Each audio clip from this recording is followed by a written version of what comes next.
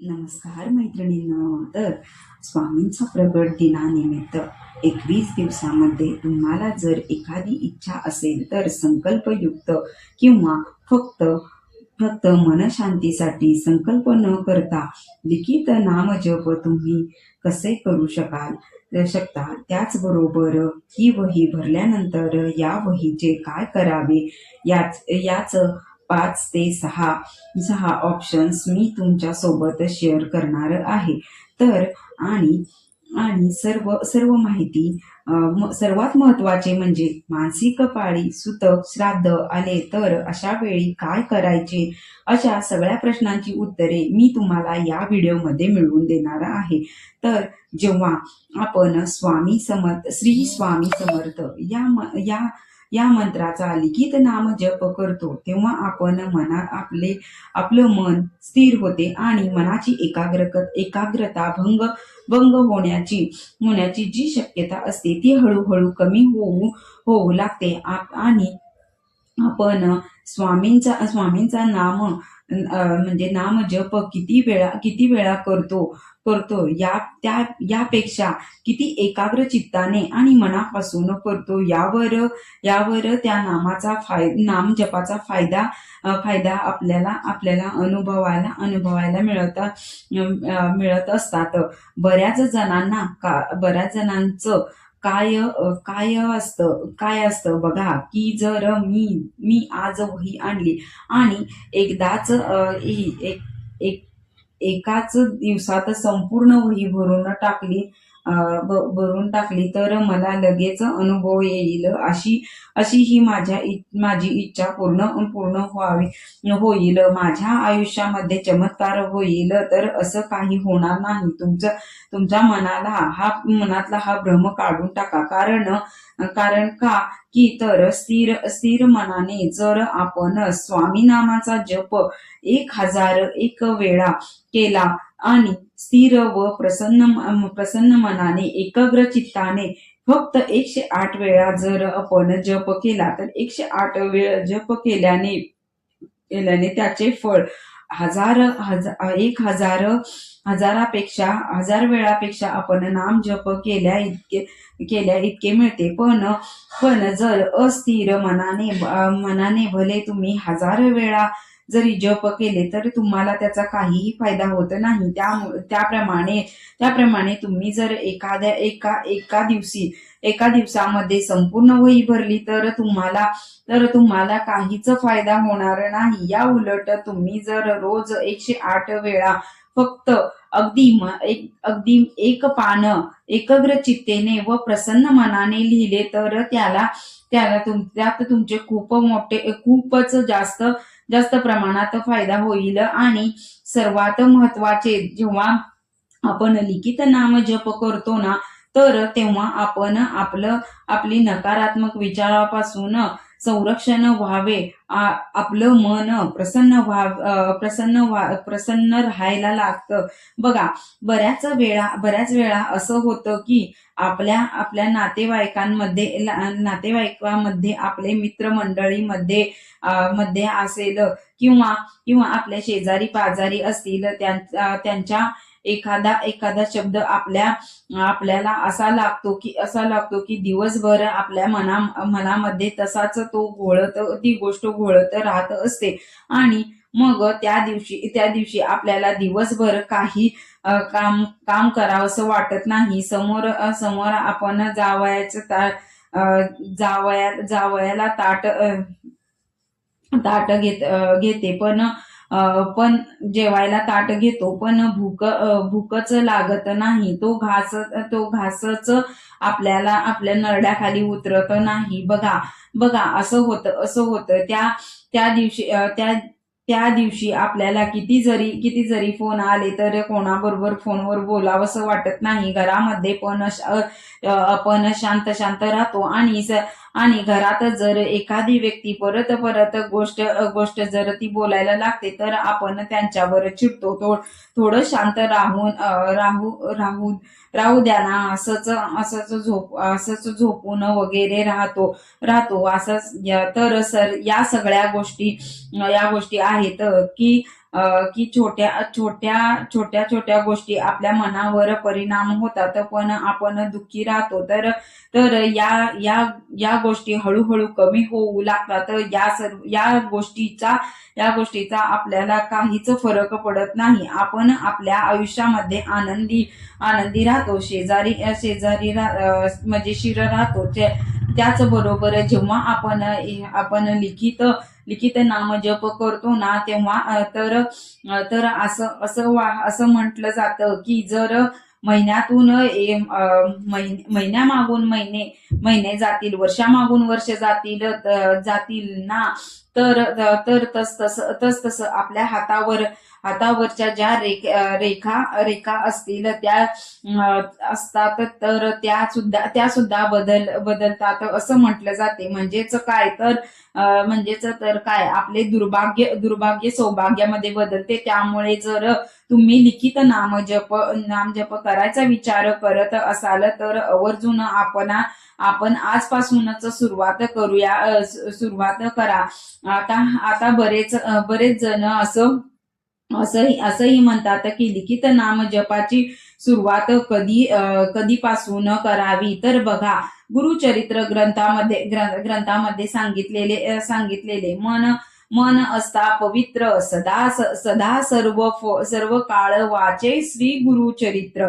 ज्या दिवशी आपलं मन पवित्र आहे, अगदी अंतःकरणापासून वाटत आहे की आजपासून मला या सेवेला सुरुवात करायची आहे, त्या क्षणापासून मला ह्या सेवेची सुरुवात करायची आहे. तर कधी कधी मनामध्ये काही ना काही विचार आणतात. त्या वेळेपासून तुम्ही सुरुवात करू शकता. कारण देव हा भक्तांचा विषय आहे, भीतीचा विषय नाही. त्यामुळेच घाबरायचं नाही. आपण देवाचं नाव लिहित आहोत, चांगलं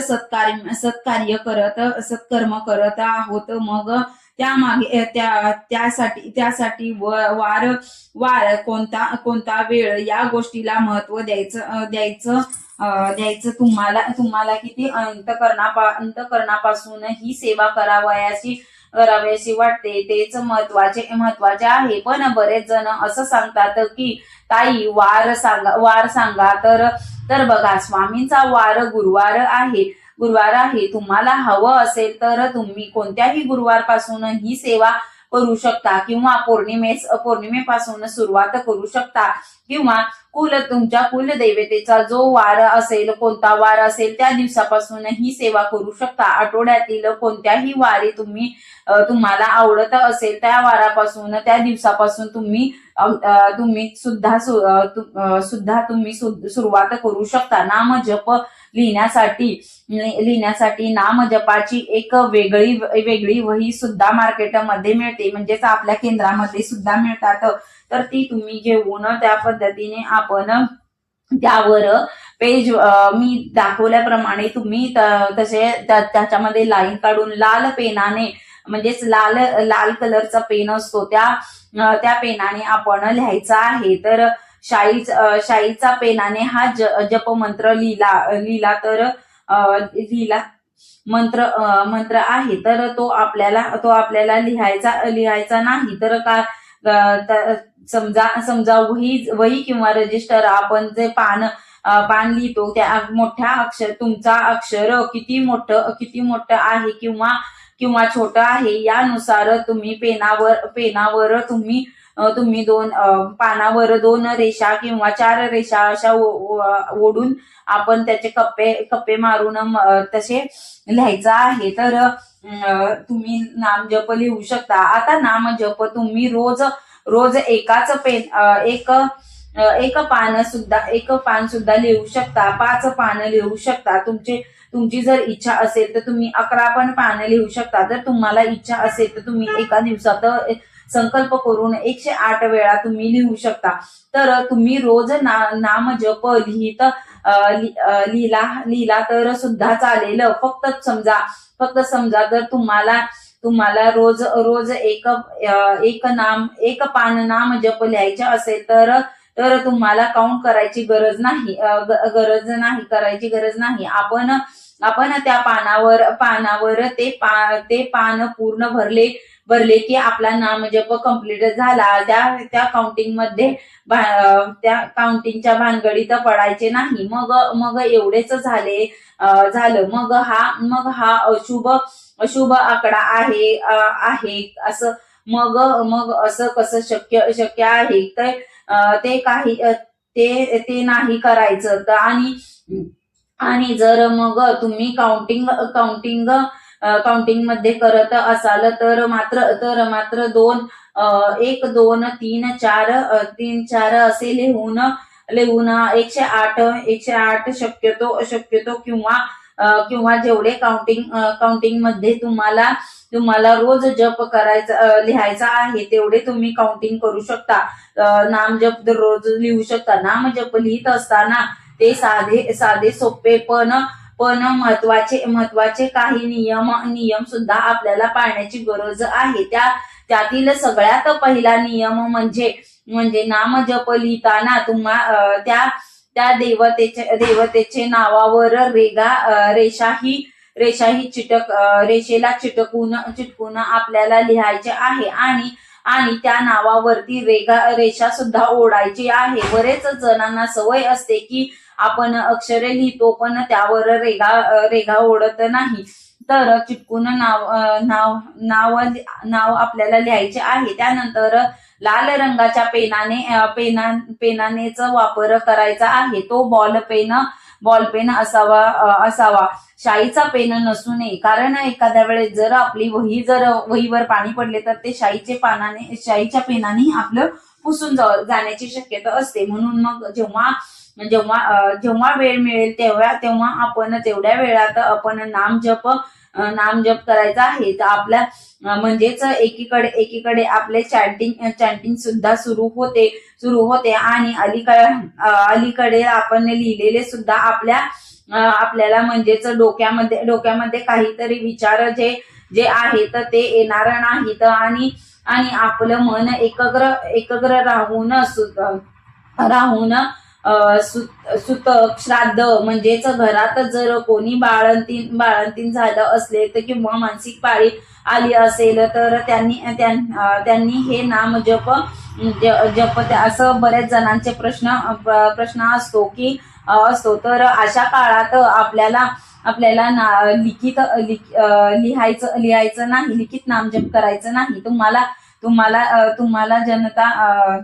जनाला पटलं तर तुमचा भाग तुमच्या शहराच्या तुमच्या घरी जर लिहिले असतील तर तुम्ही लिहू शकता. कारण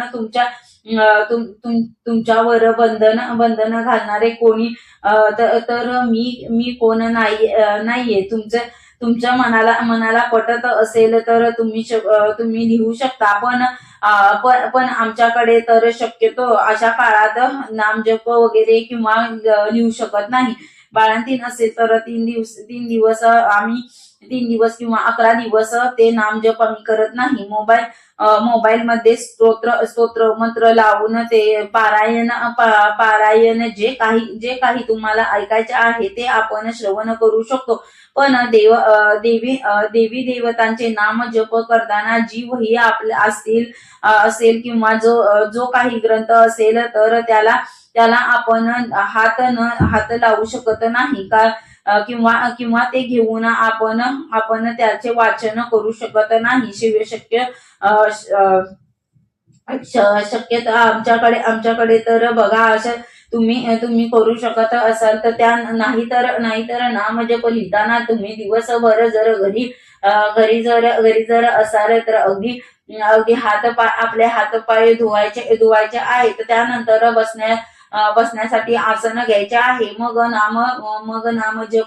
नामजप लिहायला आपण सुरुवात करायची आहे. अंघोळ न करता नामजप करायचा नाही. पाररोष कपडे घातलेले असेल तर एखाद्या दिवशी त्या सुद्धा आपल्याला नामजप लिहायचा नाहीये. पारुष्य कपड्याने नामजप लिहायचा नाही. आपण स्वच्छ आंघोळ स्नान करूनच स्वच्छ कपडे घालून गादीवर न बसता आपण एक आसन घेऊन बसायचं आहे. जर तुम्हाला बसायचा प्रॉब्लेम येत असेल तर तुम्ही खुर्चीवर सुद्धा बसून तुम्ही करू शकता. तर मांसाहार जर तुम्ही करणार असेल तर त्या दिवशीही नामजप आपण करायचा नाहीये. नंतर तुम्हाला जर दिवसभरात तुम्ही कधीही हा नामजप करू शकता. संकल्पयुक्त जर करायचा असेल तर तुम्ही संकल्प करू शकता. तर अगोदर आपण संकल्प करायचा आहे आणि त्या संकल्पानुसार आपण पूर्ण नाव घ्यायचे आहे, गोत्राचा उच्चार करायचा आहे. त्यानंतर सर्वात महत्वाचे, जर तुम्ही अंकामध्ये नामजप करत असाल तर मी 21 दिवसामध्ये 40 दिवसामध्ये 1.25 लाख जप करणार आहे असं आपण संकल्प करू शकतो. तर तुम्हाला जर संकल्पयुक्त करायचं असेल, तुमच्या इच्छा